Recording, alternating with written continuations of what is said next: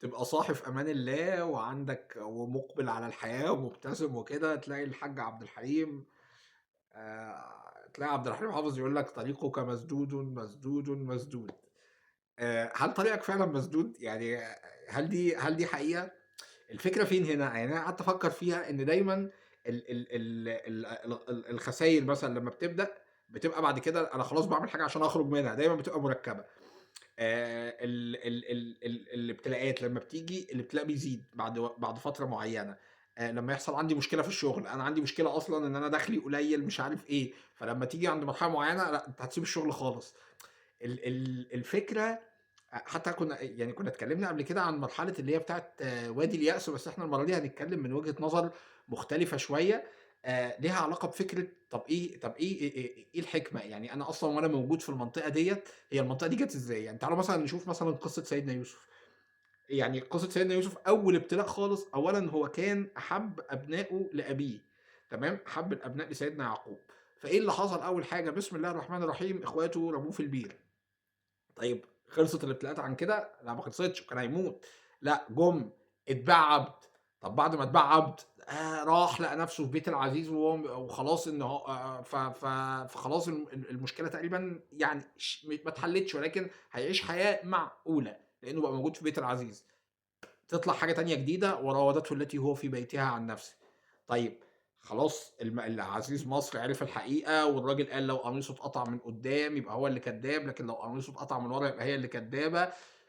فالشاهد قال كده، فالقميص طلع مقطوع من ورا، فخلاص بقى الحقيقة بقت باينة. تخلص الابتلاءات عند كده؟ لأ، راحت جاية مجمّعة له امرأة العزيز، جمّعت له كل سيدات مصر، بدل ما مشكلتك تبقى معايا أنا، ده أنا هاخلّي مشكلتك مع كل سيدات المجتمع اللي موجودين في مصر. طيب لمّا جه حتى هو راح جاي سيدنا يوسف قال: "قال رب السجن أحب إلي مما يدعونني إليه." هي دي النقطة اللي أنا كنت عايز أوصل لها بقى. أنتم متخيلين حجم الابتلاءات؟ في آخر الابتلاءات ديّة إحنا مشكلتنا الأخيرة إن إحنا بنرفع الراية البيضا. المشكلة إن إحنا بنسلِّم بعد مرحلة معيّنة. المرحلة ديّة ما بنجيش معاها نقول إن أنا لسه مكمّل، وأنا والله لو هاموت أنا مكمّل. اللي هي فكرة لو اللي كانت بتاعة محمد الفاتح لمّا جه، الحاجة المشهورة عنه في الأثر إن هو فكرة حرق المراكب، إن هو قال لهم: "إحنا يا نفتح القسطنطينية يا هنموت، لإن إحنا ما عندناش حل تاني." فكرة احرق مراكبك، يعني سيدنا يوسف قال إيه: "قال ربي السجن أحب إلي." يعني كان ممكن يقول يا رب خرّجني منهم بأي طريقة، لأ ده أنا الابتلاء التاني اللي هو السجن أحب إلي من اللي هم بيدعوني ليه. وفعلًا راح السجن. طب وخرج من السجن، حصل بادرة أمل إن هو الناس شافت الرؤية، فراحوا قالوا لسيدنا يوسف فأوّل لهم الرؤية.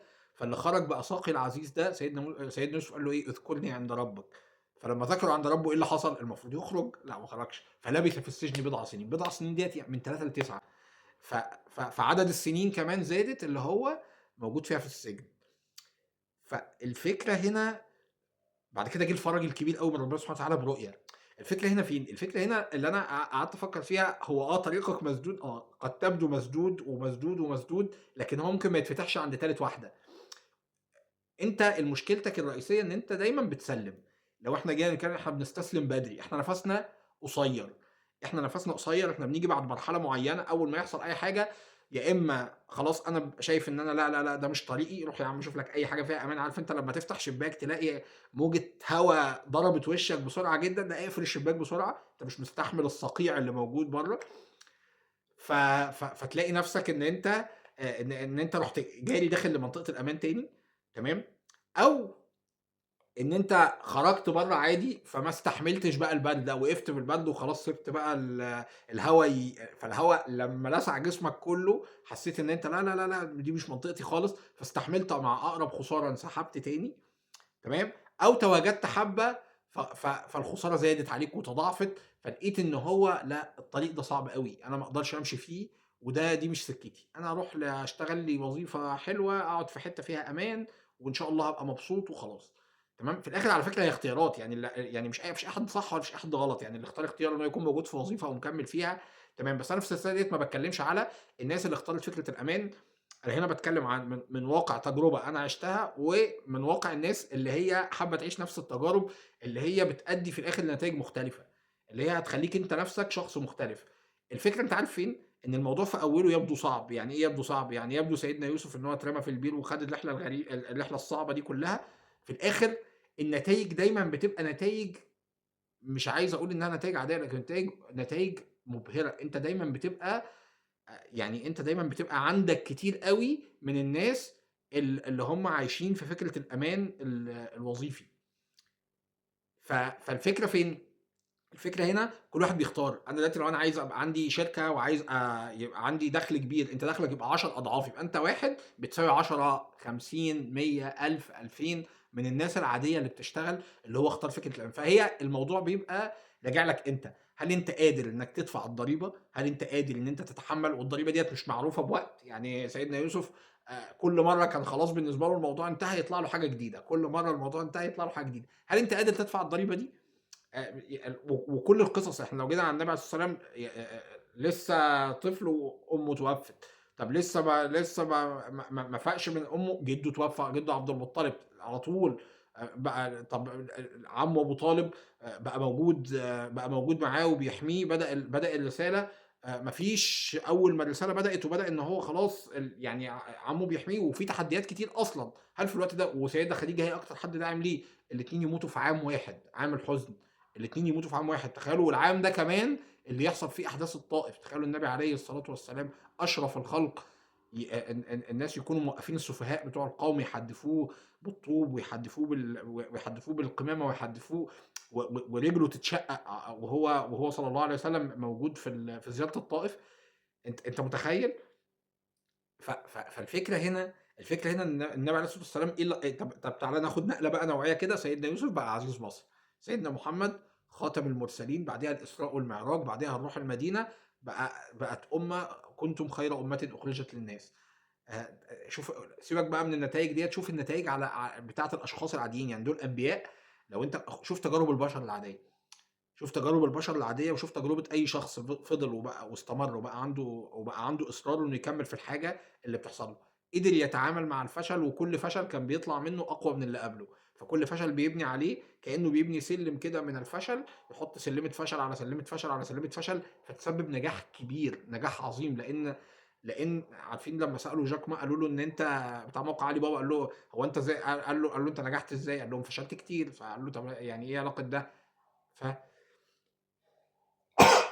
الحمد لله.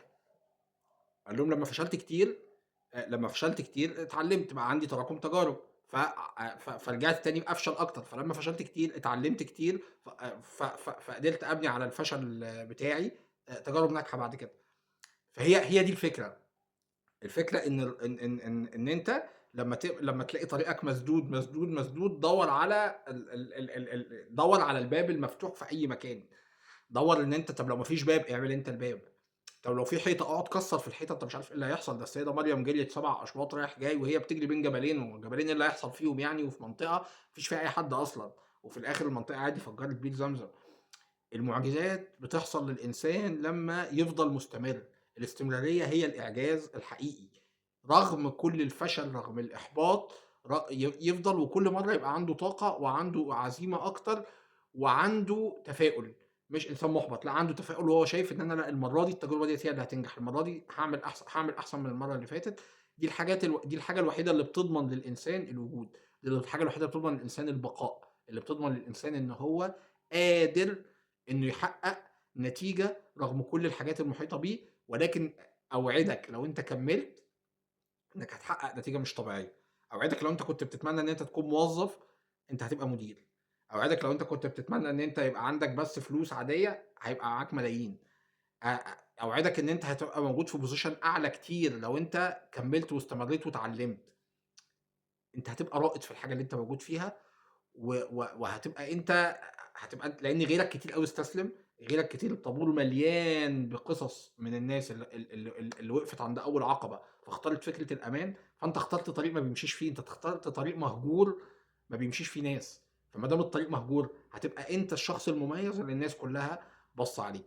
ف طريقك ممكن يبقى مسدود، مسدود، مسدود، لكن في الطريق المسدود ده اعمل أنت نفق عشان تخرج. ولمّا تخرج للنور خلّيك عارف إن أنت هتبقى أحسن مليون مرّة من أي حد اختار عند أول سَد إن هو يوقّف. شكرًا ليكم والسلام عليكم ورحمة الله وبركاته.